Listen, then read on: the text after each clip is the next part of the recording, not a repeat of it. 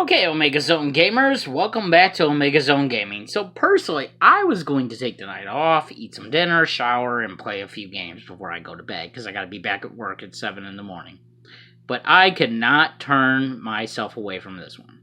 Now, I'm gonna say, I don't want you looking this guy up, I don't want you threatening him, going after his channel, copyright striking him,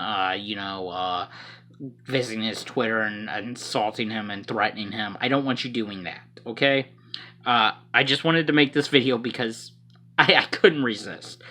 So we have an Xbox One fanboy who is saying that Persona 5 is a game for pedophiles. Now, the reason he's saying this is in defense of Crackdown. He basically lost an argument and swung the bat for pedophilia. You know, he was trying to say Persona 5 looked like garbage and Crackdown 3 looked amazing. Crackdown 3 does look good. It does not look like Persona 5 good, but it looks good in its own stylized way. But it doesn't look Persona 5 stylized. So, you know, his whole argument was basically, at first, that Crackdown 3 looked better than Persona 5. Once he lost that one, he jumped the shark to pedophilia. Okay, so I'm going to speak to him. I know he's probably never going to watch my video, but I'm going to speak to him a little bit. Dude, you can't do that just because it's a game that you can't play on your system. Just like I choose to have a PS4 and a Nintendo Switch, you choose to have an Xbox. If you could play it, I don't believe you'd be saying this. And you even admitted you've never played Persona 5. You even admitted that. So you have no idea what content is in the game. Let me enlighten you. The game is about stealing corrupted hearts to straighten out the world. And at the end of the day, save the world from a demonic god who is trying to destroy the world. Because he thinks that humanity is a waste.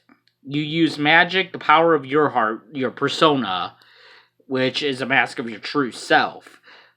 Whether it be fierce about life, love, who you're going to grow up to be. That's your persona. Magic and weapons to do this with. You go through a dungeon inside people's minds daily, and you also have another dungeon that is an amalgamation of all the people's hearts. So that's the Persona plot.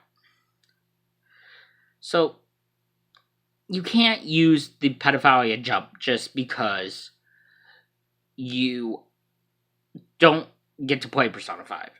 Are you going to use that when God of War comes out? Are you going to use that when Yakuza Kiwami comes out or Yakuza 6 comes out?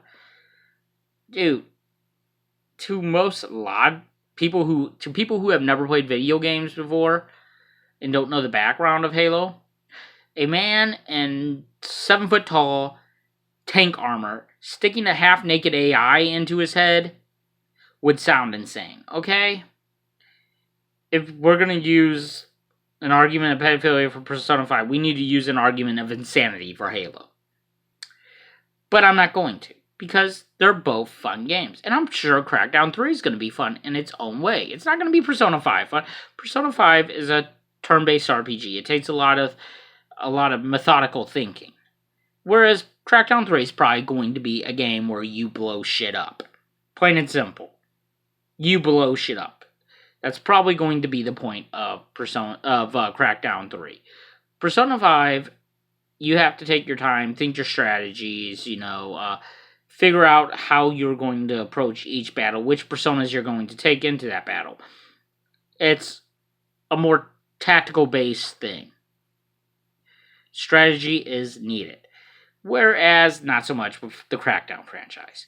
And I love Crackdown 1 and 2, don't get me wrong. I love 2 even regardless of the crappy zombie storyline. I'm glad they're rebooting. And Terry Crews, one of my favorite actors, I'm glad he's in it. But, dude, don't jump that shark again, is all I'm going to say. It's not a game for pedophilias. If I had the choice, I would send you a PS4 and a copy of Persona 5 for you to play and see that it's not that kind of game, that you jumped the shark there. Now,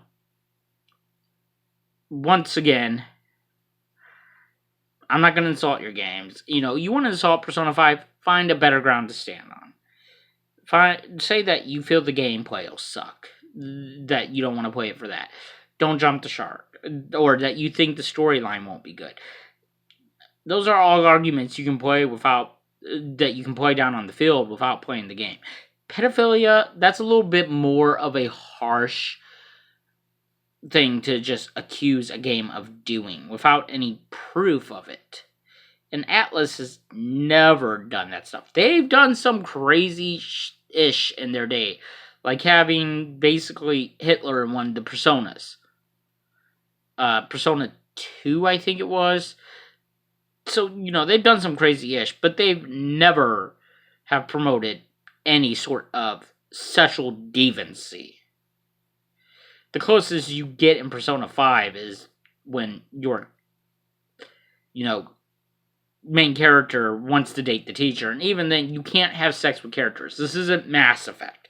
You actually cannot have sex with any characters in Persona 5. Once again, do I think this whole thing blew out of controls and is stupid? Yes. Yes, I do. Dude, I think you went a little too far jumping to defense of a game that you're waiting for. And I'm excited you're waiting for Crackdown 3. So am I. I'm buying an Xbox One X just for that game. But use common rationality in the future. To all my viewers, don't go after this guy. Don't bother him. You know, this was a news story I wanted to post up. This is what he feels just because he hasn't played the game. All I ask of my viewers is before you judge a game, play a game. Don't just judge it based on what you think it might be. Play the game, or at least watch some videos on it to make an actual judgment on the game, okay? Don't be like this guy. Don't just jump the shark into something. You know, don't say... Let's think of an example.